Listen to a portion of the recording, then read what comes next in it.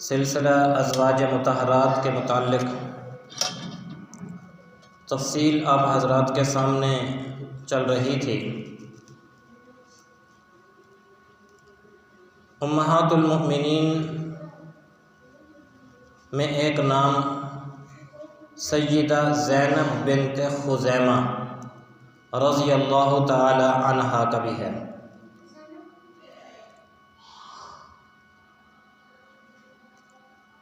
इनसे पहले एक बीवी आई हैं जिनका नाम भी ज़ैनब ही था, लेकिन वो ज़ैनब बिन्त जहश हैं। और ये दूसरी बीवी हैं जिनका नाम ज़ैनब बिन्त खुज़ैमा है। और एक नबी करीम सल्लल्लाहु अलैहि वसल्लम की बेटी भी हैं जिनका नाम ज़ैनब है। दो बीवियां इसी नाम की हैं और एक बेटी नबी करीम सल्लल्लाहु अलैहि वसल्लम की इसी नाम की है।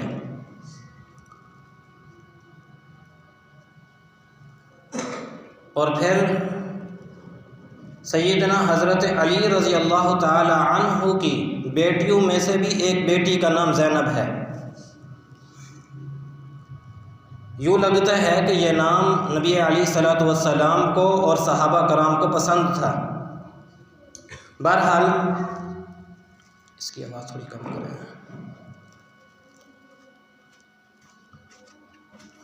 ज़ैनब इनका अपना नाम है। वालिदा का नाम हिंद बिन्त औफ है और वालिद का नाम खुज़ैमा बिन हारिस है। नबी करीम सल्लल्लाहु अलैहि वसल्लम के ऐलान नबुव्वत से तकरीबन 13 साल ये पहले पैदा हुई। कबीला इनका बनु हिलाल है। सिलसिला नसब कुछ इनका यूँ बनता है: ज़ैनब बिन्त खुज़ैमा बिन हारिस बिन अब्दुल्ला बिन अम्र बिन अब्द मनाफ बिन हिलाल बिन आमिर बिन सासा बिन मुआविया बिन बकर बिन हवाज़िन बिन मंसूर बिन इक्रमा बिन खस्फ़ा और बिन खनीस बिन ऐलान अल हिलालिया। ये 21वीं पुश्त में बनु मादान के अंदर जाकर इनका सिलसिला नसब नबी अलैहिस्सलातु वस्सलाम से मिल जाता है। 21वीं पुश्त में अगर इनके पीछे सिलसिला देखा जाए तो ये सैयदना हज़रत इस्माईल अलैहिस्सलातु वस्सलाम का ख़ानदान है। हज़रत इस्माईल अलैहिस्सलातु वस्सलाम के ख़ानदान में एक ख़ानदान बनु हिलाल के नाम से मशहूर हुआ और ये यमन के अंदर जाकर आबाद हुए। वहाँ अल्लाह ताला ने इनको बड़ी खुशहाली अता फ़रमाई थी। ज़िराअत, बाग़ात, तिजारत इनकी बेतहाशा थी और इतनी इनकी ज़िराअत होती थी कि अगर कोई शख्स इनके बाग़ात के अंदर दाखिल होता तो अगर उसके सर पे टोकरी होती थी, एक दरवाज़े से दाखिल होता दूसरे से निकलता तो वो टोकरी फलों से खुद ब खुद भर जाया करती थी। अल्लाह ताला ने कुरान मजीद के अंदर इस कौम का बाकायदा तज़किरा फरमाया है। आवाज़ याद है तो दूसरे और खाने में लगा के देख लो, इसका दूसरे खाने में लगा के।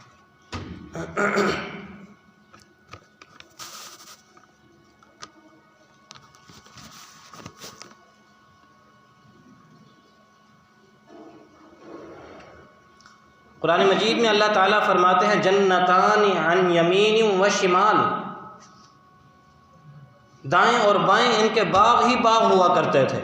कुलू मिर रिज़्क़ि रब्बिकुम वश्कुरू ला, अल्लाह ने ऐलान फरमाया था कि खाओ पियो और अल्लाह का शुक्र अदा करो। इस ज़िराअत पेशा होने के बावजूद इनके अंदर एक बहुत बड़ी खामी ये थी कि जिस कदर अल्लाह की नेमतें इनके ऊपर थीं, ये उसी कदर अल्लाह की नाफरमान कौम भी थी। मजहबी एतबार से मुशरिकाना अक़ायद रखते थे, सूरज चाँद के अलावा तकरीबन माबूदान बातला की ये इबादत किया करते थे, और माशरती बुराइयां भी इनके अंदर बहुत ज़्यादा थी। इनकी कौम के ऊपर अल्लाह ताला की तरफ से कई मरतबा सैलाब आया, तो इन्होंने उस सैलाब से बचने के लिए मकारिब नामी एक बहुत बड़ा डैम बनाया था, इंतहाई मजबूत डैम।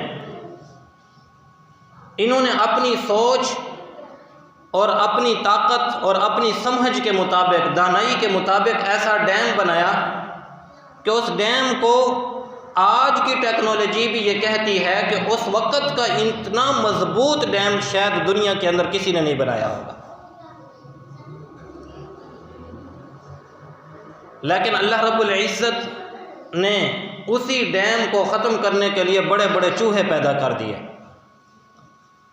उन्होंने उस डैम को सुराख किए, जिसकी वजह से वो सैलाब की ऐसी शक्ल बनी कि उनके वो सारे बागात, मकानात तबाह बर्बाद हो गए। ये वाक़या मुकम्मल सूरह सबा के अंदर अल्लाह ताला ने तफसील के साथ बयान फरमाया है। मेरा मकसद उस वाक़े की तफसील अर्ज़ करना नहीं है, सिर्फ़ ख़ानदानी पस मंज़र बयान करना मकसद है। लक़द कान लिसबइन फ़ी मस्कनिहिम आया, तो कौम सबा जो थी ये उसी का तज़किरा है। वहीं पर रहते हुए जब ये सैलाब का सिलसिला शुरू हुआ तो हज़रत इस्माईल अलैहिस्सलातु वस्सलाम के ख़ानदान की इस शाख बनु हिलाल ने यमन से हिजरत की और हिजाज़ मुक़द्दस के अंदर आकर दोबारा आबाद हो गए। यहाँ पर जब आबाद हुए, दीन इस्लाम की शमएं फूटने लगीं, नबी करीम सल्लल्लाहु अलैहि वसल्लम ने ऐलान नबूवत फरमाया, तो उन इस्लाम कबूल करने वाले खुश नसीब ख़ानदान में बनु हिलाल की ये औरत सय्यदा ज़ैनब बिन्त खुज़ैमा भी थी। ये शुरू इस्लाम कबूल करने वाले लोगों में से हैं। इनके जो वालिद हैं खुज़ैमा, ये अपने ख़ानदान के सरदार थे, इसीलिए नाज़ो नाम में पली थी, और अल्लाह की राह में मिस्कीनों पर, यतीमों पर, गरीबों पर, फ़कीरों पर ख़र्च करने में इंतहाई मुबालगा करती थीं। अल्लाह रब्बुल इज़्ज़त ने इन्हें सखावत का ख़ास वस्फ़ अता फ़रमाया था। बहरहाल ये अपने शोहर हज़रत तुफ़ैल रज़ी अल्लाह ताला अन्हु के साथ इसने भी इस्लाम कबूल फरमाया। इनका सबसे पहला निकाह हज़रत तुफ़ैल के साथ हुआ। और ये बात जहन में रखिए कि तुफ़ैल ये बेटे हैं हारिस के, इनसे किसी वजह से निभा ना हो सका तो तलाक हो गई। इन्होंने फिर इन्हीं के भाई के साथ उबैदा बिन हारिस के साथ दूसरा निकाह किया। और उबैदा बिन हारिस आप जानते हैं कि ये कौन है। उबैदा बिन हारिस नबी करीम सल्लल्लाहु अलैहि वसल्लम के परदादा हज़रत हाशिम के जो भाई हैं मुत्तलिब, हज़रत हाशिम के जो भाई हैं क्या हैं, अच्छा एक नाम आता है अब्दुल मुत्तलिब का, ये आप सल्लल्लाहु अलैहि वसल्लम के दादा हैं। इनका असल नाम अब्दुल मुत्तलिब नहीं है, इनका असल नाम शैबतुल हम्द है। ये मुत्तलिब हाशिम के बेटे को लेने के लिए जब मदीनतुल मुनव्वरा गए थे, जिनका नाम क्या था, शैबतुल हम्द, ये जब उन्हें वहाँ से लेने के लिए गए थे, नौजवान थे, पीछे बैठे हुए थे, मक्का में जब दाखिल हुए तो लोगों के अंदर मशहूर हो गया अब्दुल मुत्तलिब के नाम से, जो आप सल्लल्लाहु अलैहि वसल्लम के दादा हैं, जबकि उनका असल नाम क्या है, शैबतुल हम्द है। सर के अंदर कुछ बाल सफ़ेद होने की वजह से इनको शैबतुल हम्द कहा जाता था, इनका नाम ही शैबतुल हम्द पड़ गया था। बहरहाल ये उबैदा बिन हारिस जो हैं, ये आप सल्लल्लाहु अलैहि वसल्लम के परदादा हज़रत हाशिम के भाई मुत्तलिब के पोते हैं, यानी यूँ समझ लीजिए कि ये एक रास्ते से जाकर नबी करीम सल्लल्लाहु अलैहि वसल्लम के चचा बन जाते हैं। बहरहाल हज़रत ज़ैनब रज़ी अल्लाह ताला अन्हा का दूसरा निकाह जो हुआ वो उबैदा बिन हारिस रज़ी अल्लाह ताला अन्हु के साथ हुआ। और आप हज़रत जानते हैं कि जिन्होंने मक्कतुल मुकर्रमा के अंदर शुरू में इस्लाम कबूल किया था, मुशरिकीन मक्का की तरफ से उनके ऊपर काफ़ी तकालीफ़, मुसीबतें और परेशानियां उनको झेलना पड़ी, अज़ियतें सहना पड़ी। तो नबी अलैहिस्सलातु वस्सलाम ने उन्हें हिजरत करने की इजाज़त अता फरमाई थी। एक मरतबा हज़रत उबैदा बिन हारिस रज़ी अल्लाह ताला अन्हु घर खुशी खुशी दाखिल हुए। हज़रत ज़ैनब ने पूछा, आज बड़े खुश नज़र आ रहे हैं, वजह क्या है? फरमाने लगे कि नबी करीम सल्लल्लाहु अलैहि वसल्लम ने आज हमें इजाज़त अता फरमा दी है कि मक्कतुल मुकर्रमा को छोड़कर मदीनतुल मुनव्वरा की तरफ हिजरत कर लो। लिहाजा हज़रत उबैदा बिन हारिस ने अपनी बीवी, अपने 2 भाइयों के साथ वहाँ से मदीनतुल मुनव्वरा की तरफ हिजरत की। वहाँ मदीनतुल मुनव्वरा में सहाबा कराम रिज़वानुल्लाहि अलैहिम अजमईन जो अंसार सहाबा थे, आने वाले मुहाजिरीन का इस्तक़बाल किया करते थे और फिर उन्हें अपने साथ घर में ले जाते थे और उनकी खिदमत किया करते थे। वहाँ पर जब पहुँचे तो हज़रत अब्दुर्रहमान बिन सल्लमा अजलानी रज़ी अल्लाह ताला अन्हु ने इनका इस्तक़बाल किया। और फिर आप जानते हैं कि कुछ ही अरसे के बाद फिर प्यारे नबी सल्लल्लाहु अलैहि वसल्लम ने भी मक्कतुल मुकर्रमा से मदीनतुल मुनव्वरा की तरफ हिजरत फरमाई। और जब आप सल्लल्लाहु अलैहि वसल्लम हिजरत फरमा कर आए तो आपने मुहाजिरीन और अंसार के दरमियान मुआख़ात कायम फरमाई थी, यानी भाईचारगी कायम फरमाई थी। अल्लाहु अकबर कबीरा। नबी अलैहिस्सलातु वस्सलाम ने हज़रत उबैदा बिन हारिस रज़ी अल्लाह ताला अन्हु को हज़रत उमैर बिन अव्वाम अंसारी सहाबी रज़ी अल्लाह ताला अन्हु के साथ उनका मुआख़ात कायम फरमाई। अब मुआख़ात का देखिए कि सहाबा कराम रिज़वानुल्लाहि अलैहिम अजमईन ने किस कदर अपना सब कुछ उन मुहाजिरीन को कुर्बान किया है। हज़रत उमैर बिन अव्वाम अंसारी रज़ी अल्लाह ताला अन्हु जब उबैदा बिन हारिस को अपने साथ घर ले गए तो इनके 2 मकान थे।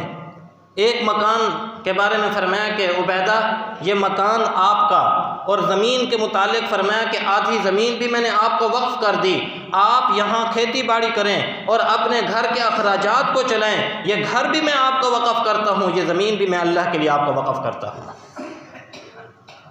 ऐसा एक वक़्त था कि सहाबा कराम रज़ियल्लाहु अलैहिम अजमईन, अब देखिए करीबी कोई रिश्तेदारी नहीं है, वो मक्का से चले हैं और ये मदीनतुल मुनव्वरा के रहने वाले हैं, ख़ानदानी कोई ताल्लुक़ नहीं है, लेकिन सिर्फ़ एक कलमे की बुनियाद के ऊपर नबी अलैहिस्सलातु वस्सलाम ने मुआख़ात कायम फरमाई है। और उसकी वजह ये थी, नबी अलैहिस्सलातु वस्सलाम की इस फरमाने की वजह से सहाबा कराम रज़ियल्लाहु अलैहिम अजमईन अपने मकान, अपनी ज़मीनें, अपनी जगह उन मुहाजिरीन को देने को तैयार हो गए थे। आज तो भाई भाई की ज़मीन के ऊपर कब्ज़ा करने को तैयार है।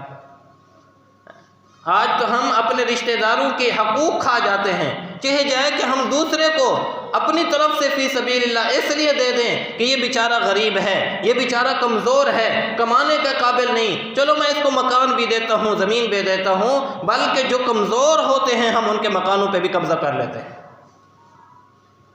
बड़े भाई छोटे भाइयों की ज़मीन पर कब्ज़ा कर लेंगे, अगर छोटा भाई ताकतवर है तो बड़े की ज़मीन पर कब्ज़ा कर लेगा, बहनों की ज़मीनों के ऊपर कब्ज़ा कर लेंगे।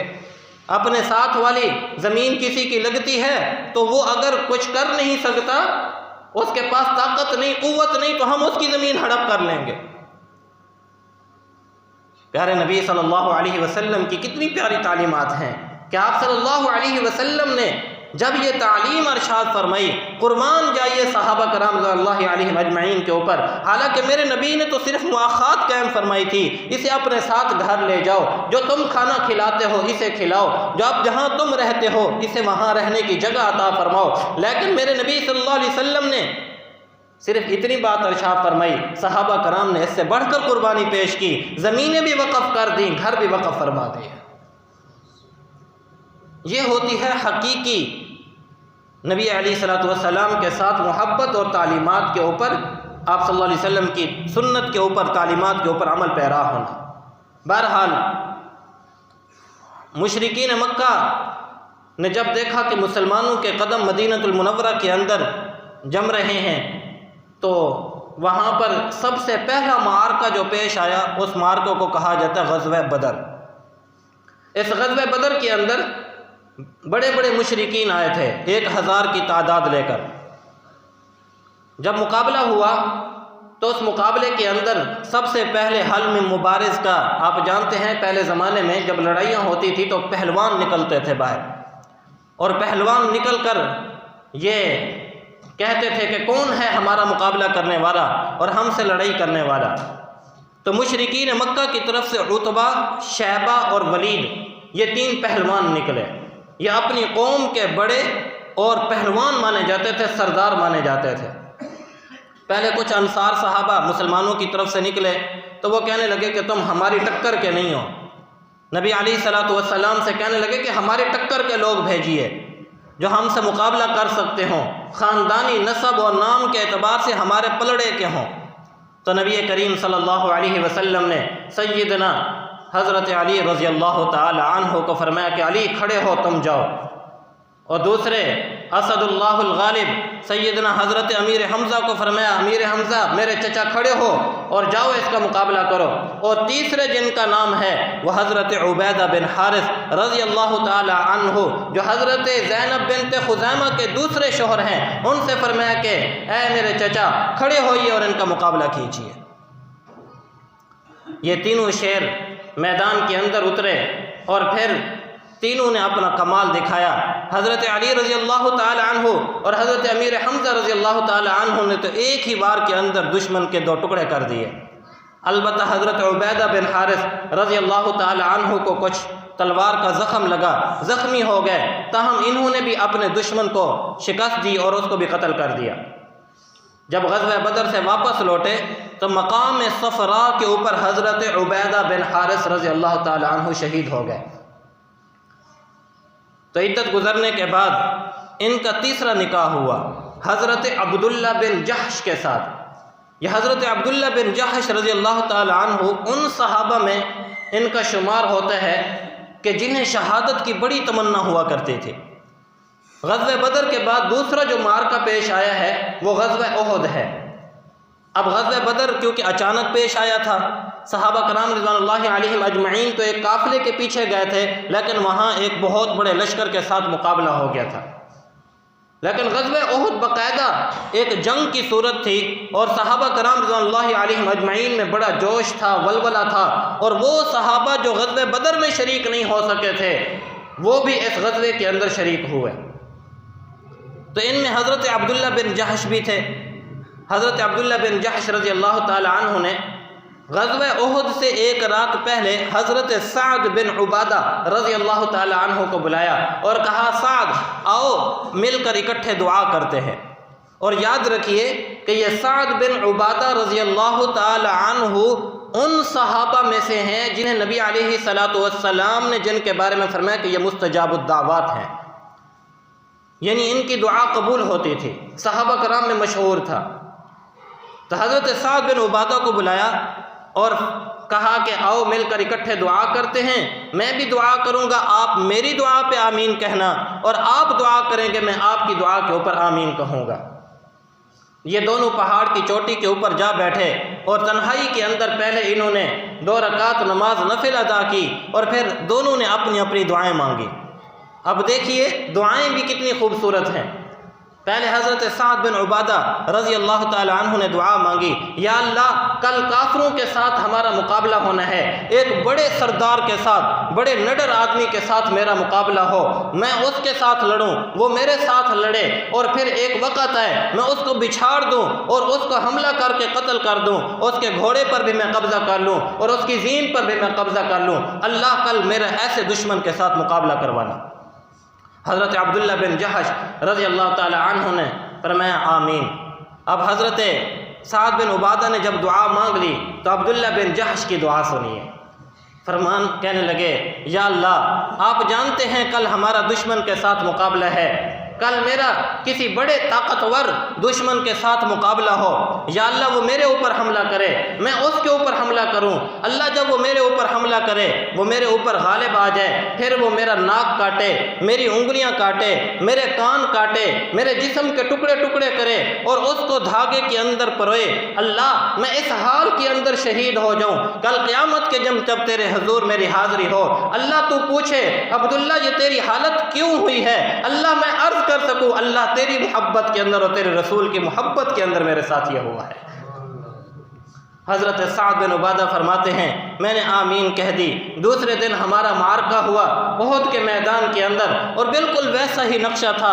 मेरा मुकाबला हुआ एक दुश्मन के साथ, बड़ा ताकतवर था, वो मेरे साथ लड़ा, मैं उसके साथ लड़ा, आखिरकार मैं उसके ऊपर गालिब आ गया। मैंने उसके घोड़े के ऊपर कब्जा कर लिया। फरमाने लगे जैसे ही मैं घोड़े के ऊपर बैठा मुझे अब्दुल्ला बिन जहश की दुआ याद आ गई कि जाऊँ तो सही, देखूँ तो सही अब्दुल्ला बिन जहश के हाल के अंदर हैं। मैं तलाश करता करता अब्दुल्ला बिन जहश के पास पहुंचता हूं तो क्या देखता हूं, उनका नाक कटा हुआ है, आंखें बाहर निकली हुई हैं, हाथों के पोरे कटे हुए हैं, सीना चाक किया हुआ है, कान कटे हुए हैं और उसको धागे के अंदर परोया गया है। फरमाते हैं उस वक्त मेरी आंखों के अंदर आंसू आ गए। अल्लाह हजरत अब्दुल्ला बिन जहश की जो दुआ थी वो मेरी दुआ से कहीं ज्यादा बेहतर थी। अल्लाह वो अपनी कुर्बानी को पेश कर गए और अल्लाह तेरे हाँ कबूल हो गए, तूने उसकी दुआ को कबूल फरमा लिया। कैसी एक शौक था, कैसी एक लगन थी कि अल्लाह के हुजूर इस हाल में पेश होना चाहते थे कि अल्लाह जब मुझसे पूछे कि अब्दुल्ला क्या लेके आया है तो मैं बताऊं अल्लाह ये कुर्बानी तेरे खातिर में पेश करके आया हूँ। अल्लामा इकबाल रहमतुल्लाह अलैह का शेर है ना, उन्होंने भी ऐसे ही शायद मेरे ख्याल में उन्होंने यही वाक़या पढ़ के कहा होगा, हाँ खुदा बंदे से खुद पूछे बता तेरी रज़ा क्या है। कल क़यामत के दिन अल्लाह पूछे मेरे बंदे तू क्या चाहता है, तेरी कुर्बानी इतनी बड़ी, हाँ तू इतना कुछ करके आया है, अब बता तेरी रज़ा क्या है, तू क्या चाहता है। तो हज़रत अब्दुल्ला बिन जहश रज़ी अल्लाह ताला अन्हु ये तीसरा निकाह था हज़रत ज़ैनब बिन्त खुज़ैमा रज़ी अल्लाह ताला अन्हा का। जब हज़रत अब्दुल्ला बिन जहश भी शहीद हो गए तो हज़रत ज़ैनब बिन्त खुज़ैमा रज़ी अल्लाह ताला अन्हा को इत्तला मिली।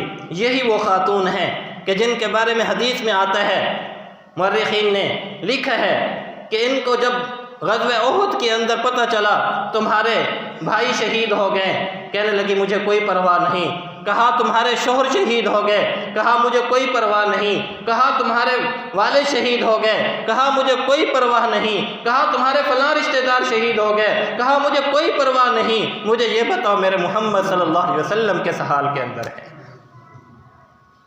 आप सल्लल्लाहु अलैहि वसल्लम ने इनकी दिलजोई फरमाई। अब्दुल्ला बिन जहश की शहादत के बाद नबी अलैहिस्सलातु वस्सलाम ने इनके साथ निकाह फरमाया।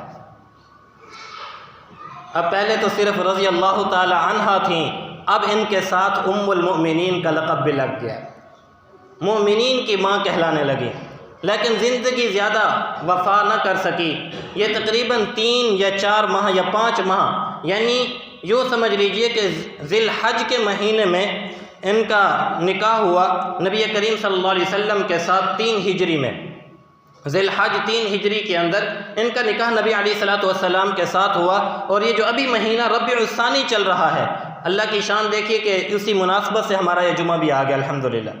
तो इसी रबीउल सानी के महीने में ही इनकी वफ़ात हो गई। यानी गोया तकरीबन ज़िलहज को कुछ महीना गुजर चुका हो, ज़िलहज के बाद मुहर्रम, सफ़र, रबीउल अव्वल और रबीउल सानी, अगर वो ज़िलहज कर 7 महीना मिलाएं तो यानी तकरीबन 4 साढ़े 4 माह या 3 या इतनी तकरीबन महीने बन जाते हैं। बहरहाल ये इतनी ज़िंदगी इन्होंने नबी अलैहिस्सलातु वस्सलाम के साथ गुजारी, लेकिन इतनी ज़िंदगी भी नबी अलैहिस्सलातु वस्सलाम के साथ गुजार कर ये शर्फ थोड़ा है कि कल क़यामत के दिन भी और दुनिया के अंदर भी उम्मुल मुमिनीन का लक़ब पाकर इस दुनिया से रुखसत हुई है। एक मरतबा नबी अलैहिस्सलातु वस्सलाम घर के अंदर दाखिल हुए तो अपनी अज़वाज मुतहरात को देखा कि बैठी हुई हैं। तो आप सल्लल्लाहु अलैहि वसल्लम ने पूछा कि क्या कर रही हो।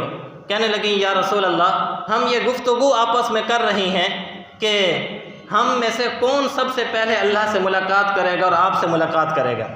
आप सल्लल्लाहु अलैहि वसल्लम ने फरमाया कि तुम में से जिसके हाथ ज़्यादा लंबे होंगे वो सबसे पहले आकर मुझसे मुलाकात करेगा। सहाबियात उम्महातुल मोमिनीन फरमाती हैं कि हम उसके बाद अपने हाथ नापा करती थीं कि किसके हाथ लंबे हैं और नबी अलैहिस्सलातु वस्सलाम से मुलाकात होगी। लेकिन कुर्बान जाइए, फरमाती हैं कि जब उम्मुल मोमिनीन सैयदा ज़ैनब बिन्त खुज़ैमा रज़ी अल्लाह ताला अन्हा का इंतकाल हुआ तो उस वक़्त हमें समझ में आया कि ये वो सबसे पहली बीवी हैं जिनकी मुलाकात नबी अलैहिस्सलातु वस्सलाम के साथ होगी। क्यों? इसलिए कि ये वो सबसे पहली बीवी हैं जिनकी वफ़ात नबी करीम सल्लल्लाहु अलैहि वसल्लम की मुबारक ज़िंदगी के अंदर हुई है और आप सल्लल्लाहु अलैहि वसल्लम ने ख़ुद इनका जनाजा पढ़ाया है। इससे पहले हज़रत खदीजतुल कुबरा रज़ी अल्लाह ताला अन्हा की वफ़ात हुई है, लेकिन उस वक़्त तक जनाजे के अहकामात अभी नाजिल नहीं हुए थे और जनाजे के अहकामात इससे पहले थे भी नहीं। ये सिर्फ़ दीन इस्लाम का ख़ासा है कि नबी अलैहिस्सलातु वस्सलाम ने फरमाया कि जब कोई मुसलमान फ़ौत हो जाए तो उसकी मग़फ़िरत के लिए उसके लिए दुआ मांगी जाती है जनाजे की सूरत के अंदर। तो नबी अलैहिस्सलातु वस्सलाम ने इनका ख़ुद जनाजा पढ़ाया और अपने हाथों से इन्हें दफन फरमाया। यहाँ एक मसला भी वाज़ेह होता है। वो मसला क्या वाज़ेह होता है? वो मसला ये वाज़ेह होता है कि अमूमी तौर पर लोग पूछते हैं कि बीवी के फ़ौत हो जाने के बाद शौहर अपनी बीवी का चेहरा देख सकता है या नहीं देख सकता। बीवी के फ़ौत हो जाने के बाद शौहर अपनी बीवी का चेहरा देख सकता है या नहीं देख सकता, उसे कंधा दे सकता है या नहीं दे सकता, उसे दफन कर सकता है या नहीं कर सकता। तो याद रखिए कि शौहर अपनी बीवी की वफ़ात के बाद उसका चेहरा बिल्कुल देख सकता है, उसे कंधा भी दे सकता है और उसे दफन में भी शरीक हो सकता है। नबी अलैहिस्सलातु वस्सलाम ने ख़ुद अपनी बीवी ज़ौजा मुतहरा को अपने हाथों से दफन फरमाया है और इनका ख़ुद जनाजा नबी अलैहिस्सलातु वस्सलाम ने पढ़ाया है। बड़ी शर्फ़ वाली थी, बड़ा मकाम अल्लाह ताला ने इन्हें अता फरमाया था। उम्मुल मसाकीन के लक़ब से ये मशहूर थी, उम्मुल मसाकीन, और ये लक़ब इनको ज़माना जहलियत से ही मिला हुआ था। उम्मुल मसाकीन, मसाकीन की माँ, यानी गरीबों, फ़कीरों और यतीमों की ये बहुत खैर खाई करने वाली औरत थी। आप जानते हैं नबी अलैहिस्सलातु वस्सलाम के घर होता ही क्या था?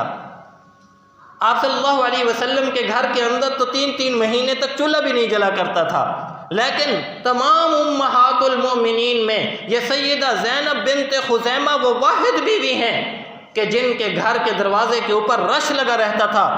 मसाकीन का, गरीबों और फ़कीरों का जो कुछ आता था वो उनके ऊपर लुटा दिया करते थे। ज़माने जहलियत में भी इनकी ये आदत थी कि अपने पास कुछ नहीं रखा करते। सरदार की बेटी थी, अल्लाह ताला ने माल बड़ा अता फरमाया था, बड़ी मालदार भी थी उस वक़्त। इसीलिए ज़माना जहलियत में भी लोग इनको बड़ी सखी औरत कहा करते थे। और जब इस्लाम कबूल फरमाया, इस्लाम तो वैसे ही सखावत की दावत देता है।